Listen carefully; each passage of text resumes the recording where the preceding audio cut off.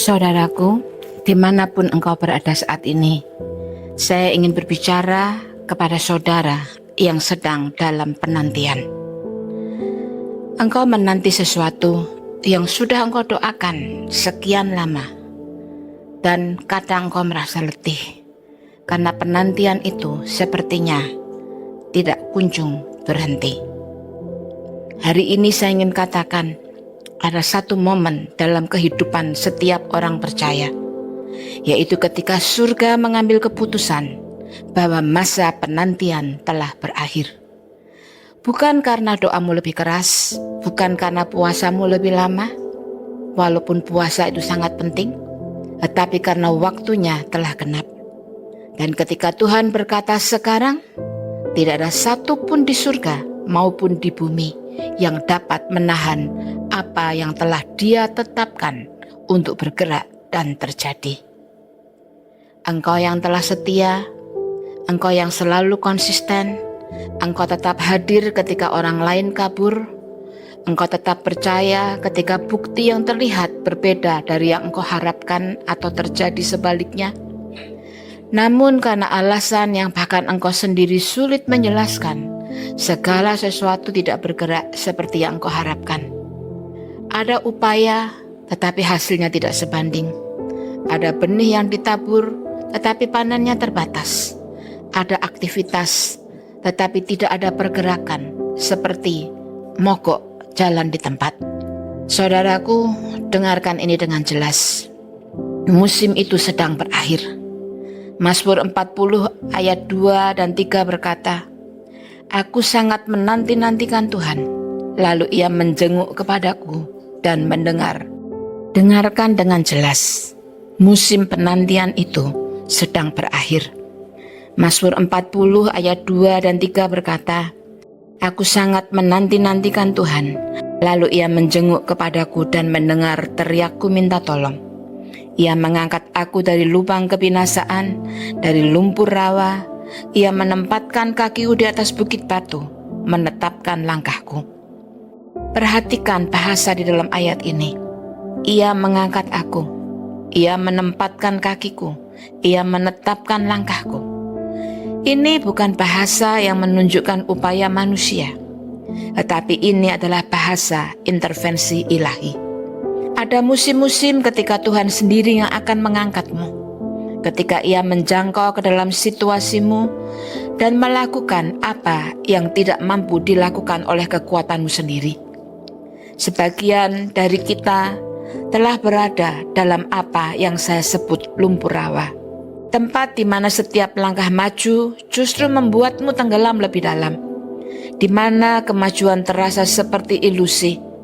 Kakimu bergerak, tetapi engkau tetap di tempat yang sama. Itu bukan alamat permanenmu, itu hanya lokasi sementara. Dan hari ini Tuhan berkata, "Aku sedang mengangkat engkau keluar dari sana." Ada perbedaan antara persiapan dan stagnasi. Persiapan memiliki tujuan, persiapan memiliki arah, persiapan sedang membangun sesuatu, bahkan ketika belum terlihat apapun. Tetapi stagnasi itu berbeda. Stagnasi adalah pengulangan tanpa kemajuan. Stagnasi adalah siklus yang tidak membawa kemana-mana. Stagnasi adalah tiruan musuh terhadap waktu ilahi Tuhan. Namun dengarkan ini baik-baik. Beberapa musim berakhir secara tiba-tiba. Bukan bertahap, bukan perlahan, tetapi tiba-tiba. Suatu hari Yusuf berada di penjara. Keesokan harinya ia pindah ada di istana. Suatu hari Daud bersembunyi di goa. Keesokan harinya ia duduk di atas tahta. Suatu hari bangsa Israel hidup sebagai budak. Keesokan harinya mereka berjalan menyeberangi Laut Merah sebagai orang yang merdeka. Tuhan tidak selalu mengakhiri musim secara perlahan. Terkadang Ia mengakhirinya dalam satu momen, secara mendadak. Dan aku bernubuat saat ini atas hidupmu, bahwa ini adalah momen bagi dirimu. Bulan ini, di tahun 2026, menandai berakhirnya stagnasi. Apa yang terhenti akan mulai bergerak. Apa yang tertunda akan mulai terwujud. Apa yang tertahan akan mulai mengalir. Terimalah firman ini bukan dengan kecemasan, bukan dengan keputusasaan, tetapi dengan keyakinan yang tenang dari seseorang yang tahu bahwa Bapamu itu setia. Sebelum kita melangkah lebih jauh, saya perlu mengajarkan sesuatu kepadamu, sebab pengertian adalah dasar dari perubahan yang bertahan lama. Anda tidak dapat mengatasi apa yang tidak Anda pahami, dan banyak orang percaya tetap terjebak bukan karena mereka tidak berdoa, melainkan karena mereka tidak sungguh-sungguh memahami apa yang telah menahan mereka. Apa itu stagnasi? Stagnasi bukanlah ketidakadaan aktivitas. Anda bisa sangat sibuk dan tetap stagnan atau macet. Stagnasi adalah ketiadaan kemajuan yang berarti. Stagnasi adalah ketidakadanya kemajuan yang berarti. Ini adalah usaha tanpa perkembangan, bergerak tanpa perpindahan, seperti berlari di atas treadmill. Energi terkuras, tetapi tidak pernah tiba pada tujuan. Tanda-tanda stagnasi jelas jika Anda tahu apa yang harus diperhatikan. Yang pertama, yaitu pengulangan. Ketika engkau mendapati dirimu menghadapi tantangan yang sama dari tahun ke tahun, pergumulan keuangan yang sama, pola relasi yang sama, batas karir yang sama, pertempuran rohani yang sama, kalendernya berubah, tetapi keadaanmu tidak berubah. Pengulangan menunjukkan stagnasi. Yang kedua, upaya yang kau lakukan tidak sebanding dengan hasil. Engkau bekerja keras, lebih keras daripada orang lain, tetapi mencapai hasil lebih sedikit. Engkau menabur lebih banyak, tetapi menuai lebih sedikit. Engkau berdoa lebih lama, tetapi melihat lebih sedikit jawaban. Itu bukan tentang kesetiaanmu. Itu tentang resistensi yang tidak terlihat yang harus dihadapi. Yang ketiga, yaitu kelelahan emosional. Stagnasi menguras harapan. Stagnasi menciptakan keletihan yang tidak dapat disembuhkan oleh tidur. Ketika engkau bangun dalam keadaan lelah, engkau tidur dalam keadaan putus asa, dan engkau mulai bertanya, apakah sesuatu akan berubah? Apakah keadaan ini akan pernah berubah? Pengkhotbah 9 ayat 11 berkata, Aku melihat di bawah matahari bahwa kemenangan perlombaan bukan untuk yang cepat, dan keunggulan peperangan bukan untuk yang kuat, juga roti bukan untuk yang berhikmat, kekayaan bukan untuk yang pandai, dan kemurahan bukan untuk yang cakap, karena waktu dan kesempatan berlaku bagi mereka semua. Ayat ini mengungkapkan sesuatu yang mendalam. Keberhasilan tidak selalu sebanding dengan kemampuan. Ada faktor di luar usaha manusia yang menentukan hasil. Waktu dan kesempatan. Atau saya mau katakan waktu ilahi dan kesempatan ilahi yang memainkan peranan yang tidak dapat digantikan oleh kekuatan manusia. Inilah yang banyak orang belum mengerti. Engkau tidak dapat mengatasi stagnasi hanya dengan berupaya lebih keras. Jika upaya saja cukup, maka para pekerja yang paling keras pasti selalu paling berhasil. Tetapi kita tahu itu tidak benar. Sebagian orang bekerja sampai kelelahan dari pagi sampai malam, tetapi tetap berada di tempat yang sama. Mengapa? Karena stagnasi bukan masalah alami. Stagnasi adalah kondisi rohani yang memerlukan solusi rohani. Kunci pergerakan bukan tekanan, tetapi kunci pergerakan adalah keselarasan. Ketika engkau selaras dengan waktunya Tuhan, selaras dengan caranya Tuhan, selaras dengan tujuan Tuhan, maka pergerakan menjadi sesuatu yang tidak bisa dielakkan. Engkau tidak perlu memaksa pintu terbuka. Engkau tidak perlu memanipulasi keadaan. Engkau tidak perlu melelahkan diri untuk membuat sesuatu terjadi. Keselarasan menempatkan engkau pada posisi untuk menerima pertolongan ilahi. Yesaya 40 ayat 31 menjanjikan, tetapi orang-orang yang menantikan Tuhan mendapat kekuatan baru. Seumpama Raja Wali yang naik terbang dengan kekuatan sayapnya, mereka berlari dan tidak menjadi lesu. Mereka berjalan dan tidak menjadi lelah. Menanti-nantikan Tuhan bukanlah kepasrahan yang pasif, tetapi itu adalah keselarasan yang aktif. Itu adalah memposisikan diri di tempat di mana Tuhan dapat bergerak bagi Anda. Menanti-nantikan Tuhan berarti memposisikan diri di tempat di mana Tuhan dapat bergerak bagi engkau. Dan ketika keselarasan itu lengkap, engkau tidak akan merangkak maju, tetapi engkau akan terbang dengan sayap. Engkau akan berlari tanpa menjadi lesu, dan engkau akan berjalan tanpa menjadi lelah. Ini adalah tahun keselarasan bagi engkau. Dan keselarasan akan menghasilkan pergerakan. Saudaraku, mari kita masuk lebih dalam lagi. Saya ingin menunjukkan melalui kitab suci bagaimana Tuhan memulihkan pergerakan dalam hidup yang terhenti. Ini bukan teori, tetapi ini adalah pola Alkitabiah. Dan apa yang Tuhan pernah lakukan dulu, Dia akan melakukannya kembali. Prinsip yang pertama yaitu waktu ilahi yang mengatur pergerakan ilahi. Pengkhotbah 3 ayat 1 menyatakan, untuk segala sesuatu ada masanya, untuk apapun di bawah langit ada waktunya. Tuhan bekerja menurut waktu dan musim. Ada waktu menanam dan waktu menuai. Ada waktu menunggu dan waktu bergerak. Ada waktu tersembunyi dan waktu dinyatakan. Seringkali frustasi muncul karena engkau mencoba menuai pada musim menanam atau mencoba bergerak pada musim menunggu. Tetapi ketika waktu yang ditetapkan Tuhan telah tiba, tidak ada yang dapat menghentikan apa yang telah Dia tetapkan. Mari kita perhatikan Abraham. Tuhan menjanjikan seorang anak ketika ia berusia 75 tahun. Tetapi Ishak baru lahir saat Abraham berusia 100 tahun. 25 tahun penantian, 25 tahun penundaan.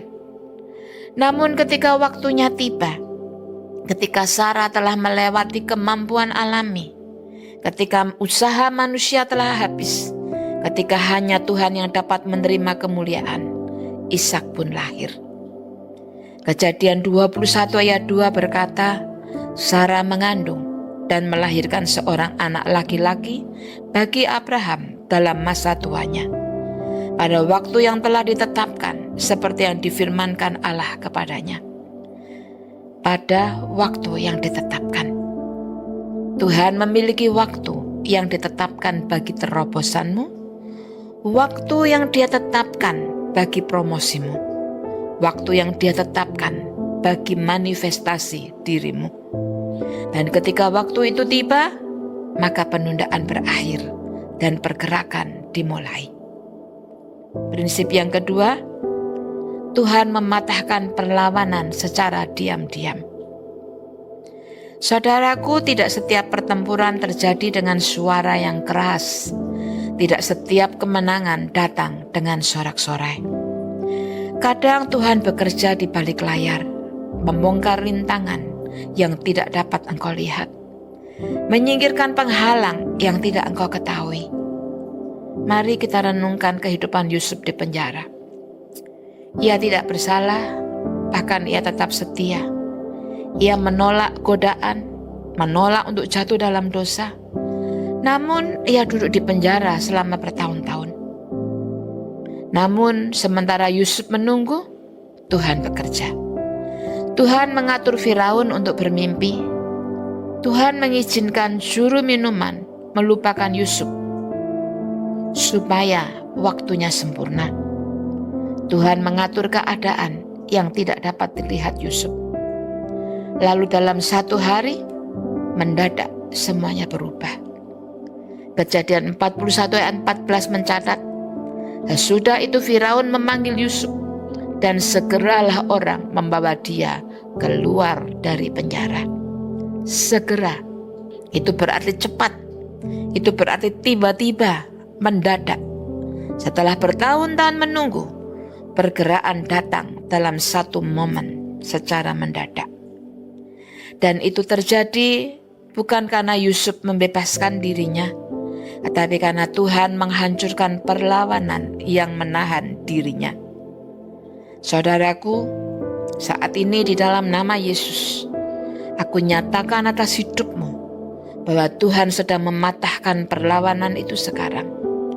Perlawanan yang tidak terlihat, perlawanan dan penghalang yang memiliki nama dan yang tidak bernama, rintangan yang kasat mata dan yang tidak kasat mata, perlawanan yang terlihat dan yang tidak terlihat, kami patahkan saat ini juga di dalam nama Yesus.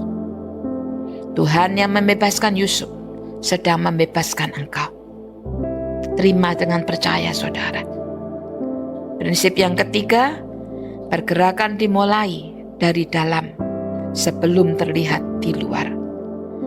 Sebelum keadaan berubah, sesuatu harus berubah di dalam dirimu. Sebelum pintu terbuka keluar, pintu harus terbuka ke dalam. Sebelum kita bergerak secara alami, kita harus bergerak di dalam roh. Roma 12 ayat 2 berkata, janganlah engkau menjadi serupa dengan dunia ini, tetapi berubahlah oleh pembaharuan budimu, sehingga engkau dapat membedakan manakah kehendak Allah, apa yang baik, yang berkenan kepada Allah, dan yang sempurna. Transformasi mendahului manifestasi. Pembaharuan pikiran menempatkan engkau pada posisi untuk melihat kehendak Tuhan dinyatakan. Ketika pikiran kita selaras dengan pikiran Tuhan, kehidupan kita mulai selaras dengan tujuan Tuhan. Sebagian dari saudara menunggu perubahan di luar, tetapi menolak transformasi di dalam. Engkau menginginkan hasil baru, tetapi memegang pola pikir lama. Engkau menginginkan pintu baru, tetapi membawa kunci lama. Engkau menginginkan musim baru, tetapi hidup dengan kalender lama. Hari ini saya menantang engkau. Izinkan Tuhan mengubah engkau dari dalam. Biarkan Dia memperbarui pikiranmu. Biarkan Dia menyesuaikan perspektifmu. Biarkan Dia menyelaraskan kembali harapanmu. Ketika pergeseran internal terjadi, maka pergeseran di luar, eksternal, akan mengikuti. Prinsip yang keempat, Tuhan menyingkirkan penghalang yang tidak terlihat. Daniel pasal 10 memberi kita gambaran luar biasa tentang dunia yang tidak kasat mata. Daniel berdoa dan berpuasa selama 21 hari. Ia tidak melihat jawaban. Ia tidak mendengar respon. Kemudian seorang malaikat muncul dan berkata, jangan takut Daniel, sebab sejak hari pertama engkau berniat untuk mendapat pengertian dan merendahkan dirimu di hadapan Allahmu. Perkataanmu telah didengar, dan aku datang oleh karena perkataanmu. Tetapi pemimpin kerajaan Persia menentang aku 21 hari lamanya. Jadi saudara, sejak hari pertama doa Daniel didengar. Sejak hari pertama jawabannya dikirim. Namun ada perlawanan di alam yang tidak terlihat. Ada peperangan yang tidak diketahui Daniel. Ada penundaan yang tidak ada hubungannya dengan kesetiaan Daniel, melainkan berkaitan dengan perlawanan rohani. Namun kuncinya adalah perlawanan itu tidak menang. Perlawanan itu tidak bisa berhasil. Dan jawabannya tetap datang. Terobosannya tetap tiba. Penundaan itu hanya sementara, tetapi pembebasannya bersifat permanen selamanya. Apapun yang telah menentang kemajuanmu di alam yang tidak terlihat, hari ini aku nyatakan kuasanya dipatahkan. Apapun yang telah menentang kemajuan kita di alam yang tidak terlihat, mari dengan iman sepakat dengan saya bahwa di dalam nama Yesus, hari ini kami nyatakan kuasa perlawanan itu dipatahkan. Setiap kuasa yang ditugaskan untuk menunda destiny ilahi kami, dinyatakan bahwa itu sudah dibatalkan. Setiap penghalang yang tidak terlihat, yang menghambat pergerakan kami, saat ini kami nyatakan disingkirkan oleh otoritas surga.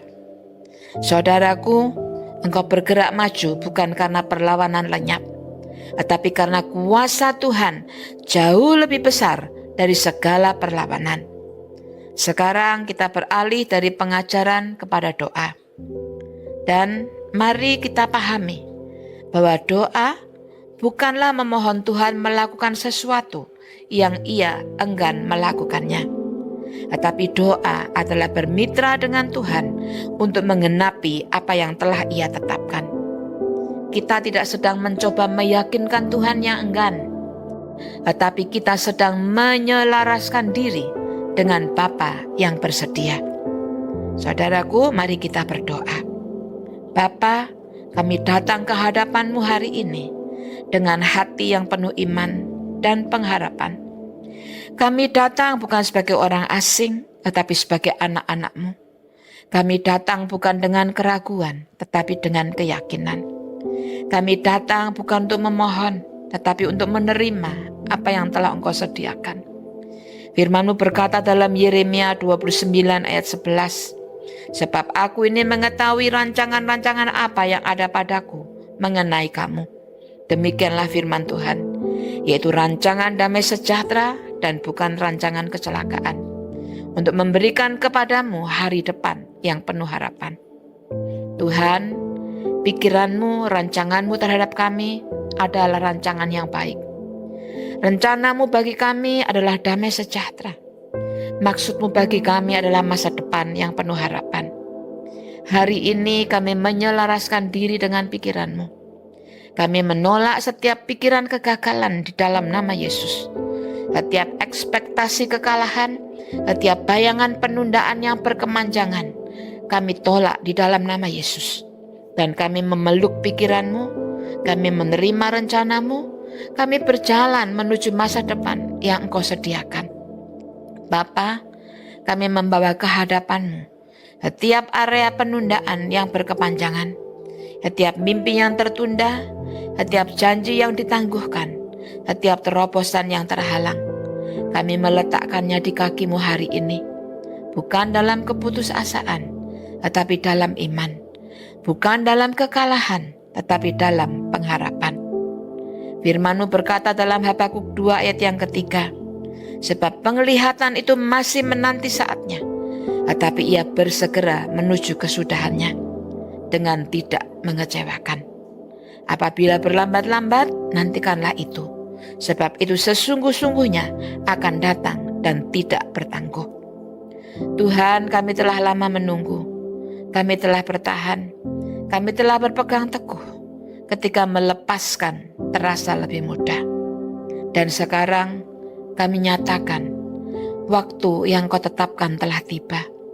Penglihatan itu akan berbicara, janji-Mu akan dinyatakan.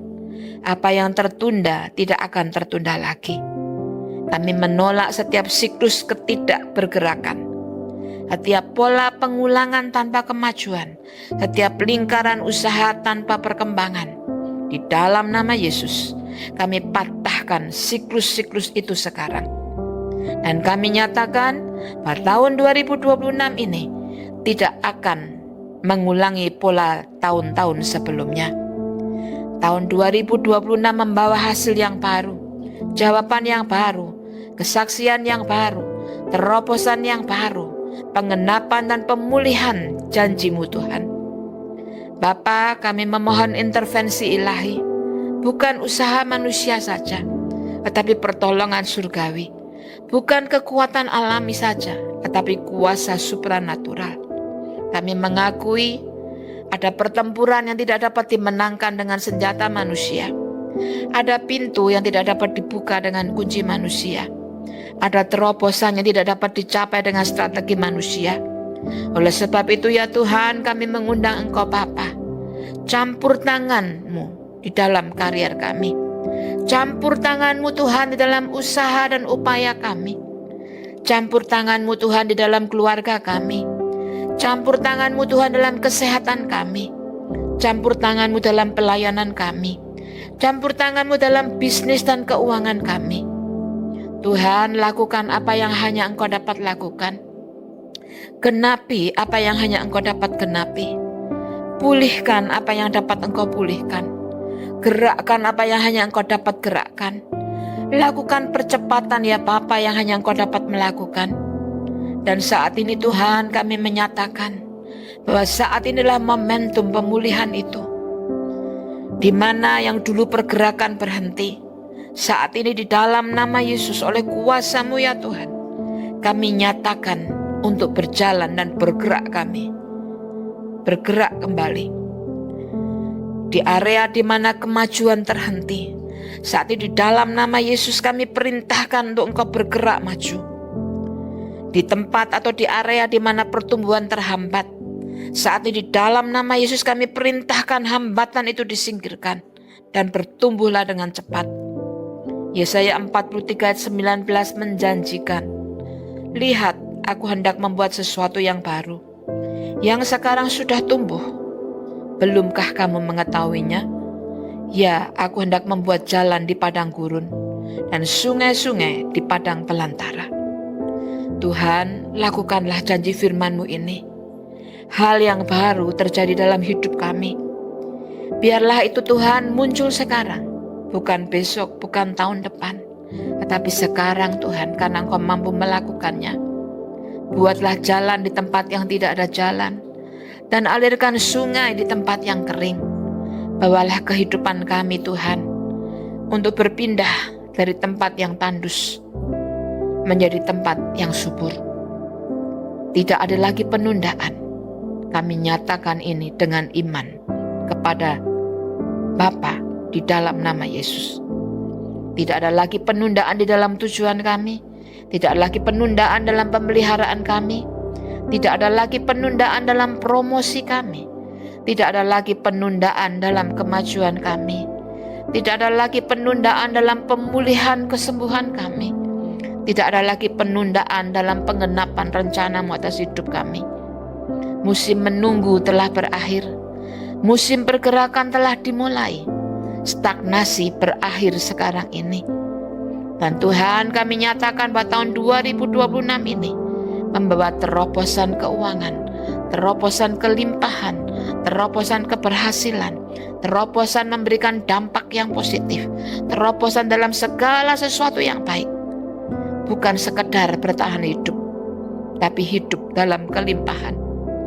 Bukan sekedar cukup, tetapi berlimpah ruah. Bukan sekedar memenuhi kebutuhan, tetapi menggenapi impian. Setiap usaha yang kami jalankan tahun ini akan diberkati. Setiap investasi yang kami lakukan tahun ini akan terlindungi. Setiap keputusan keuangan yang kami ambil tahun ini dipimpin oleh hikmat ilahi. Setiap relasi, setiap hubungan, setiap pelayanan akan berbuah-buah.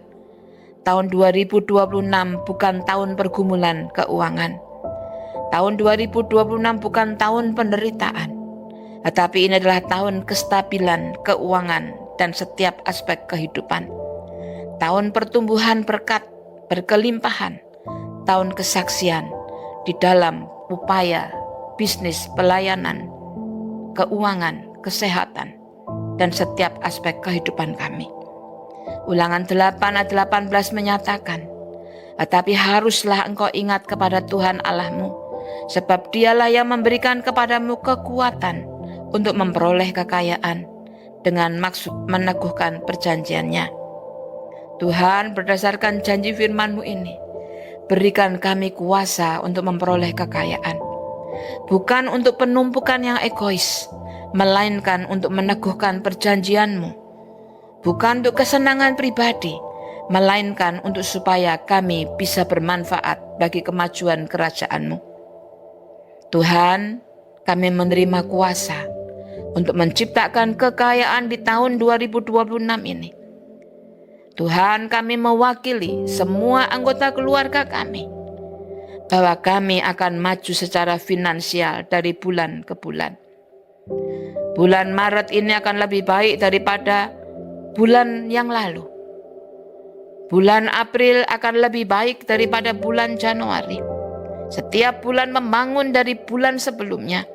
Setiap kuartal melampaui kuartal sebelumnya. Akselerasi, percepatan terjadi. Pada Desember 2026 nanti Tuhan, kesaksian bisnis kami, kesaksian keuangan kami, kesaksian kehidupan keluarga, pernikahan, Tuhan akan terbukti dan tidak dapat disangkal bahwa Engkau keputusan surga yang sudah bergerak, yang sudah melakukannya itu di dalam hidup kami dan melalui hidup kami. Saat ini di dalam nama Yesus, kami nyatakan kejelasan tujuan di tahun 2026 ini. Tidak ada kebingungan tentang mengapa aku ada. Tidak ada lagi ketidakpastian tentang panggilanku. Tidak ada lagi berjalan tanpa arah. Yeremia 1 ayat 5 berkata, sebelum aku membentuk engkau dalam rahim ibumu, aku telah mengenal engkau. Dan sebelum engkau keluar dari kandungan, aku telah menguduskan engkau. Aku telah menetapkan engkau menjadi nabi bagi bangsa-bangsa. Tuhan mengenalku sebelum aku dibentuk. Tuhan menguduskanku sebelum aku lahir. Tuhan menetapkanku sebelum aku menarik nafas pertama. Saudaraku, aku dan engkau terjadi bukan kebetulan. Kita dilahirkan bukan karena kesalahan. Kita bukan terjadi secara random, tetapi kita dilahirkan untuk memiliki tujuan. Kita dipanggil dan diteguhkan. Tahun 2026 ini adalah tahun di mana kita akan berjalan sepenuhnya di dalam panggilan Tuhan. Bukan sebagian, bukan dengan ragu-ragu, bukan dengan meminta maaf, tetapi sepenuhnya dengan berani dan dengan keyakinan. Mari kita rangkul, kita rengkuh tujuan kita dan membiarkan Tuhan mengenapi panggilannya di dalam kehidupan kita. Saat ini di dalam nama Yesus, kami nyatakan damai atas keluarga kami di tahun 2026. Di mana ada konflik, kami nyatakan pemulihan. Di mana ada jarak, kami nyatakan rekonsiliasi. Di mana ada kehancuran, kami menyatakan kesembuhan. Relasi kami mencerminkan kasih Tuhan. Rumah kediaman kami mencerminkan damai sejahtera Tuhan. Keluarga kami mencerminkan berkat Tuhan. Mazmur 133 ayat 1 berkata, sungguh alangkah baiknya dan indahnya apabila saudara-saudara diam bersama dengan rukun. Saat ini di dalam nama Yesus berdasarkan ayat firman Tuhan ini, kami menyatakan kesatuan di dalam pernikahan, di dalam keluarga, di dalam persahabatan, di dalam kemitraan. Kesatuan yang menarik berkat, kesatuan yang melepaskan pengurapan, kesatuan yang menyenangkan hati Tuhan. Kami nyatakan ada pertumbuhan di tahun 2026. Pertumbuhan rohani, pertumbuhan intelektual, pertumbuhan hikmat, pertumbuhan emosional, pertumbuhan karakter, pertumbuhan yang baik sesuai dengan firman Tuhan dalam setiap aspek kehidupan kami. Kami tidak akan menjadi pribadi yang sama seperti di tahun yang lalu atau seperti di awal tahun 2026 ini. Tetapi kami akan menjadi lebih baik, lebih kuat, lebih bijaksana, dan lebih dewasa, dan lebih menyukakan hati Tuhan. 2 Petrus 3 ayat 18 menasehatkan, tetapi bertumbuhlah dalam kasih karunia dan dalam pengenalan akan Tuhan dan Juru Selamat kita, Yesus Kristus.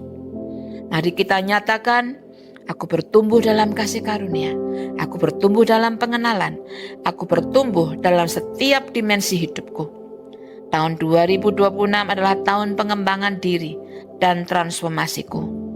Hidupku mencerminkan kemajuan, bukan stagnasi, bukan kemunduran, tetapi kemajuan yang terlihat, terukur, dan tidak terbantahkan. Siapapun yang mengenalku sebelumnya akan melihat perbedaannya. Siapapun yang berjumpa dengan aku mengenali pertumbuhannya. Hidupku menjadi kesaksian tentang apa yang Tuhan dapat lakukan dalam 1 tahun. Bapa, kami juga memohon kepekaan rohani. Berikan kami kepekaan terhadap suara-Mu. Tolong kami mengenali pimpinan-Mu.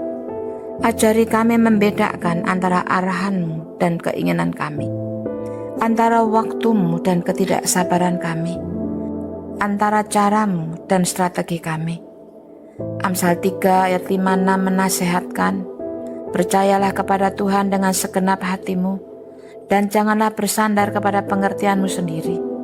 Akuilah Dia dalam segala lakumu, maka Ia akan meluruskan jalanmu. Tuhan, kami percaya kepadamu. Kami tidak bersandar pada pengertian kami sendiri. Kami mengakui Engkau dalam segala jalan kami, dan kami menerima arahan-Mu atas langkah-langkah kami. Berikan kami telinga untuk mendengar apa yang Roh katakan. Berikan kami mata untuk melihat apa yang Engkau kerjakan. Berikan kami hati yang peka untuk merespon pimpinan-Mu. Dan juga Tuhan, kami memohon hikmat. Bukan hanya pengetahuan, tetapi hikmat. Bukan hanya informasi, tetapi bagaimana menerapkannya. Bukan hanya pengertian, tetapi pelaksanaan. Berikan kami hikmat untuk bergerak dengan benar, mengambil keputusan yang tepat, memilih jalan yang benar, dan merespon peluang maupun tantangan dengan benar. Yakobus 1 ayat 5 menjanjikan, tetapi apabila di antara kamu ada yang kekurangan hikmat, hendaklah ia memintakannya kepada Allah, yang memberikan kepada semua orang dengan murah hati dan dengan tidak membangkit-bangkit. Maka hal itu akan diberikan kepadanya. Tuhan, kami meminta hikmat, dan kami menerimanya dengan iman. Hikmat untuk karier kami, hikmat untuk usaha kami, hikmat untuk pernikahan dan keluarga kami, hikmat untuk pelayanan kami, hikmat untuk setiap keputusan yang kami hadapi di hari-hari yang akan datang. Dan Tuhan, kami juga memohon ketekunan dan daya tahan. Pergerakan itu indah, tetapi Tuhan, kami sadar pergerakan yang berkelanjutan membutuhkan kekuatan. Kemajuan itu mengembirakan, tetapi kami juga sadar kemajuan yang terpelihara membutuhkan ketekunan. Berikanlah kami kekuatan untuk mempertahankan apa yang Kau mulai, stamina untuk menjaga apa yang Engkau bangun, dan ketekunan untuk menyelesaikan apa yang Engkau awali. Galatia 6 ayat 9 meneguhkan, janganlah kita jemu-jemu berbuat baik, karena pada waktunya kita akan menuai jika kita tidak menjadi lemah. Tuhan, kami tidak akan menjadi lelah. Kami tidak akan menyerah. Kami akan terus berbuat baik, dan kami akan menuai pada waktunya. Berikan kami ketahanan untuk perjalanan ke depan. Dan akhirnya ya Tuhan, kami mengucap syukur, kami bersyukur karena Engkau mengakhiri musim stagnasi kami. Kami bersyukur karena Engkau memulihkan pergerakan kami. Kami bersyukur Tuhan untuk tahun 2026, di bulan Maret dan seterusnya. Semua yang terkandung di dalam tahun 2026 ini, kami mensyukurinya. Kami bersyukur Tuhan, bahwa di tahun ini kami akan kembali melihat dan takjub akan kesetiaan-Mu. Kami bersyukur dan kami penuh pengharapan. Kami siap Tuhan untuk Engkau angkat, Engkau selaraskan dengan tujuan-Mu dan waktu-Mu. Di dalam nama Tuhan Yesus kami berdoa. Amin. Saudaraku, biarlah apa yang kita dengar bersama, setiap firman Tuhan dimeteraikan atas hidupmu. Tidak ada lagi penundaan, musim menunggu telah berakhir, musim pergerakan telah dimulai. Apa yang Tuhan janjikan, Tuhan akan lakukan. Apa yang Tuhan firmankan, Tuhan akan genapi. Apa yang Tuhan mulai, Tuhan akan sempurnakan. Tahun 2026 ini menandai akhir stagnasi. Bukan kelanjutan dari stagnasi, bukan perpanjangan, tetapi akhir dari stagnasi. Mari percaya Tahun ini berbeda. Tahun ini menentukan. Tahun ini menetapkan arah hidupmu. Engkau melangkah maju dengan jelas. Tidak ada lagi kebingungan, tidak ada lagi ketidakpastian, tidak ada lagi kebimbangan. Engkau tahu siapa dirimu. Engkau tahu milik siapakah engkau. Engkau tahu kemana engkau pergi. Engkau bergerak maju dengan percepatan. Bukan langkah yang lambat seperti tahun-tahun sebelumnya. Bukan langkah yang ragu seperti musim-musim yang lalu. Tapi percepatan, momentum, akselerasi. Apa yang seharusnya memakan waktu bertahun-tahun akan terjadi dalam hitungan bulan. Apa yang seharusnya memakan waktu berbulan-bulan akan terjadi dalam hitungan minggu. Engkau bergerak maju dengan pertolongan ilahi. Tidak sendirian, tidak ditinggalkan, tidak dilupakan. Dengan pertolongan yang maha kuasa, dengan bantuan surga, dengan dukungan Allah yang tidak pernah gagal. Firman ini dimeteraikan atas hidupmu. Dimeteraikan oleh darah Yesus, dimeteraikan oleh otoritas kitab suci, dimeteraikan oleh Roh Kudus. Untuk dirimu, untuk diriku, dan anggota keluarga kita. Tahun 2026 ini menandai akhir stagnasi. Kita akan bergerak maju. Terima kasih Tuhan. Terima kasih Tuhan. Tolong kami mengenali pimpinanmu.